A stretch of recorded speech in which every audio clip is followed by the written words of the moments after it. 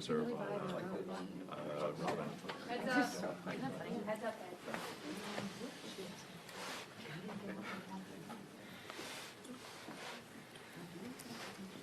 Good afternoon, everyone. Good afternoon. Fundamentally, politics is about the management of public money. How do the people who are entrusted with serving in the House, in the Senate, and within an administration prioritize the expenditure of taxpayer dollars? And our view as Democrats is that taxpayer dollars should be used to make life more affordable for the American people. In an environment where the cost of living is way too high, which is why Democrats are going to continue to focus on driving down the high cost of living, fixing our broken healthcare system, and making sure that people in this country who work hard and play by the rules aren't simply surviving, but they can thrive. Because far too many people in this country are struggling to live paycheck to paycheck. One of the challenges that we have in this country is that Republicans have decided to manage the public's money recklessly. Taxpayer dollars should be used to make your life more affordable. Instead, Republicans have decided to actually use it to enact massive tax breaks for their billionaire donors. That's what the one big ugly bill was all about. Republicans have decided to use taxpayer dollars to create a $75 billion slush fund to unleash mass and poorly trained, out-of-control ICE agents on American communities, brutalizing and in some cases killing American citizens and violently targeting law-abiding immigrant families. That's how Republicans have chosen to use the taxpayer dollars of the American people to manage public money. And now, of course, we've seen Republicans, led by Donald Trump, plunging America into another endless conflict in the Middle East, spending billions of dollars to bomb Iran. But they can't find a dime to make it more affordable for the American people to go see a doctor when they need one. Can't find a dime to make it easier for Americans who are working hard to purchase their first home. And they can't find a dime to lower the grocery bills of the American people. And instead, of course, the reckless Trump tariffs have increased costs on everyday Americans by thousands of dollars per year. Democrats are committed. This is the fundamental fight at this moment, to making sure that we jealously guard the resources of the American people and we use it to make life better for everyday Americans, not actually make things worse, which is what Donald Trump and the Republicans have done. Questions? Mr. Leader. Hi, Christy Nome has just... Thank you. You served with Mark Wayne Mullen in the House of Representatives. He's been in the Senate for a couple of years now. He somebody who's tight with the president. Is this an upgrade, in your opinion? Well, let's cross that bridge when we get to it, and we'll see what he has to say when and if there. What was your impression of serving with him in the House? Did you I don't ever have have any I don't have any comment right now on what's to come. Let's focus on what's taking place right now. Christy Nome is gone. Good riddance. She was a disaster, and House Democrats made something very clear. Several weeks ago, we said either Christy Nome is fired or she's going to be impeached. Does that change the ICE conversation? And Does that open the door to Christy Nome has been fired, consistent with what we have demanded on behalf of the American people. But let me also make clear, a change in personnel is not sufficient. We need a change in policy.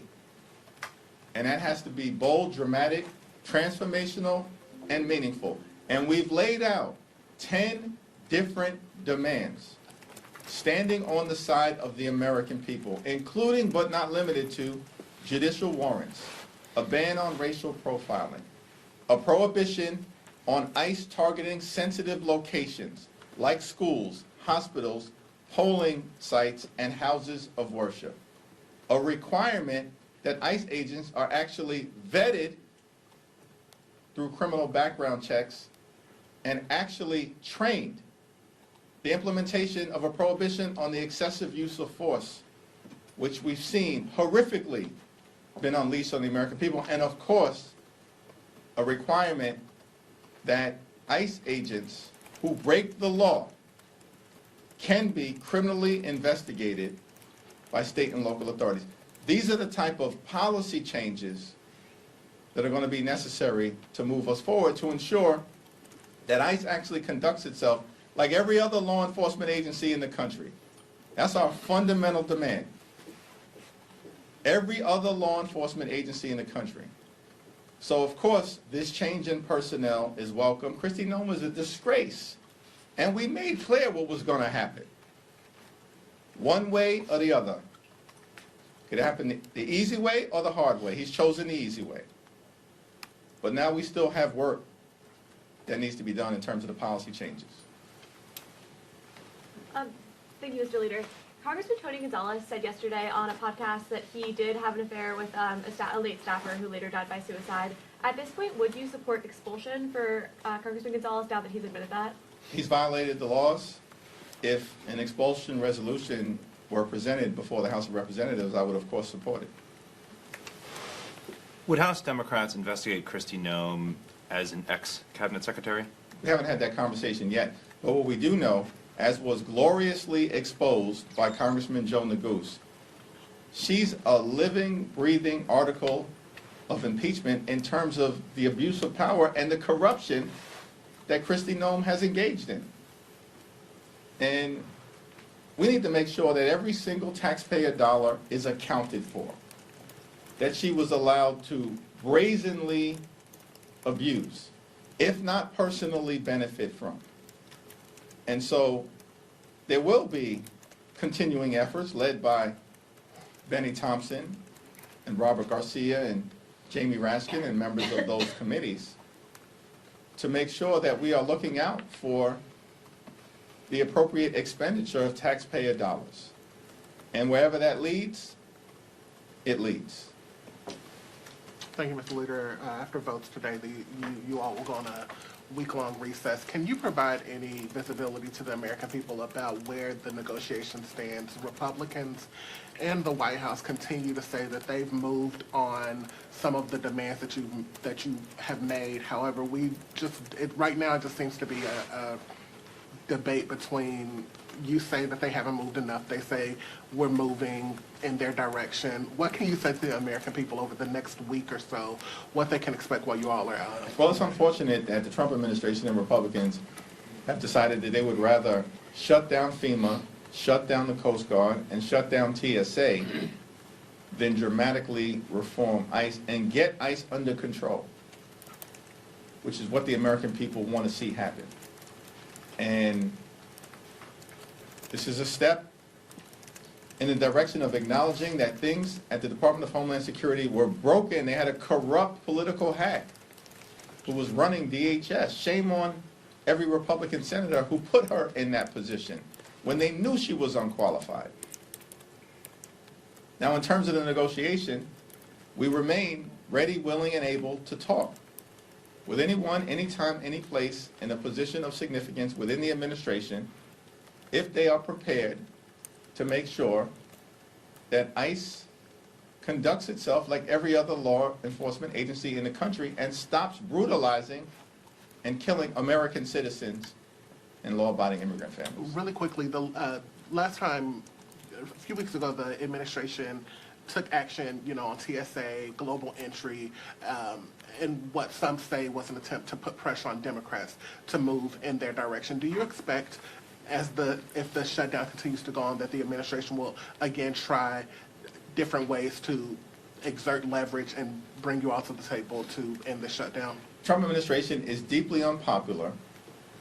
They failed again and again and again, and they're on the run, governmentally and electorally. And our view is simple. Abandon your my way or the highway approach. You're not intimidating anybody. They tried to break America within the first 100 days. And they failed to do it because the American people have held firm. And as Democrats in the Congress, we got to continue to forcefully push back. We'll do that in the courts, and we certainly will do that in communities all across the nation. And we're winning the hearts and minds of the American people. We just saw that again in Texas and in Arkansas. And we'll continue to see that all the way through November. Any normal administration would dramatically change course. But these extremists, continue to try to hang on to whatever mandate they claim that they had in the aftermath of the general election, even though the American people view them as a complete and total failure.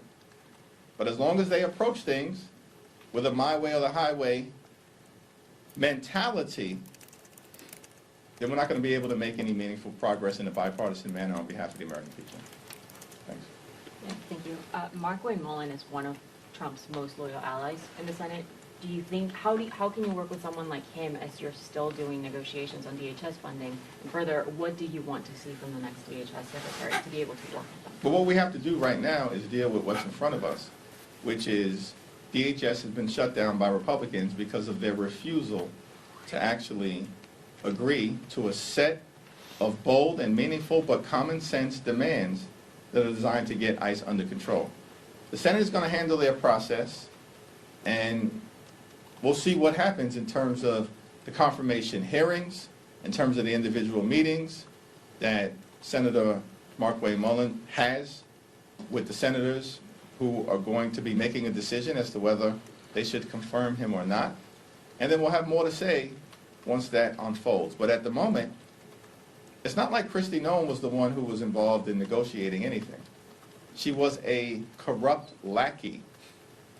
So we were dealing with the White House before, and we're going to continue to deal with the White House at this point in terms of whether there's going to be movement or not. I will tell you that Pam Bondi, she's got to go, and Stephen Miller's got to go. And we're going to approach those two toxic individuals with the same intensity that has now led to the termination of Kristi Noem. You're saying with Mullin that he has to confirm. Can't he just work on an acting capacity, and that would mean that you have to work with him in the meantime? No. Thank you. Obviously, there are two votes this afternoon on the War Powers Resolution. Some of your members are seemingly wavering. How do you expect it to go? And if it does not move forward, will you then support the alternate that was also brought up? Well, we'll cross that bridge when we get to it. Right now, we're focused on securing strong Democratic support for this War Powers Resolution. We believe that Donald Trump needed to get authorization for engaging in a war. He admits it's a war. The so-called Secretary of Defense, the most unqualified person to ever hold that position as well, he acknowledges that it's a war. And the Constitution is not ambiguous on this subject. And there's a reason. The framers were very clear. They wanted to make sure that the people's house, that the most direct representatives of the American people were the ones who could weigh in on issues of war and peace, so that we could press an administration as to whether they have a plan. What's the justification for sending American men and women into a theater of war, risking their lives? As we've seen, we've already tragically lost 6 heroic servicemen and women. And we mourn for them, and we pray for their families. And we don't want to see any more American lives lost in Trump's war of choice. And so we're going to continue to engage with members over the next few hours in advance of the vote. There is going to be strong Democratic support and bipartisan support. And we're hoping that just a handful of additional Republicans beyond the 2 who have publicly said they're with us will do the right thing on behalf of the people that they are privileged to represent, so we can enact this War Powers Resolution. George Washington said in his farewell speech to the nation, and I've never forgotten this upon reading it, it wasn't there at the time, that the Constitution is sacredly obligatory upon all. That was his farewell message, final public speech to this new nation. The Constitution is sacredly obligatory upon all. That means everybody. There's no Trump exclusion. There's no wannabe king exclusion. There's no autocratic exclusion in the Constitution. It's sacredly obligatory upon all. And we just need our Republican colleagues to get some guts at this moment, as Rand Paul said yesterday, get some guts and start acting like you're part of a separate and co-equal branch of government. On the subject of Iran, the administration and Republicans have said there may be a need for a supplemental funding request. What is House Democratic leadership's position on a potential supplemental request? Yeah, we haven't had any conversation about the possibility of a supplemental funding request because at the moment, the administration can't even provide a justification for why we're in this massive conflict and war in the Middle East right now. They have not bothered to make that case to the American people. And their explanations are all over the place in terms of what prompted Donald Trump's decision. In fact, most recently, the White House has said Donald Trump had a feeling. Can you believe that? A feeling. You send American men and women into war with a high likelihood of them dying based on Donald Trump's feeling? That's insanity to me. There's no evidence that there was an imminent threat to the United States of America. No evidence that they had reconstituted their nuclear program. No evidence that they have intercontinental ballistic missiles that can reach our shores. And so, before we even get to the consideration of a supplemental request, let's have the debate about how taxpayer dollars are being wasted right now.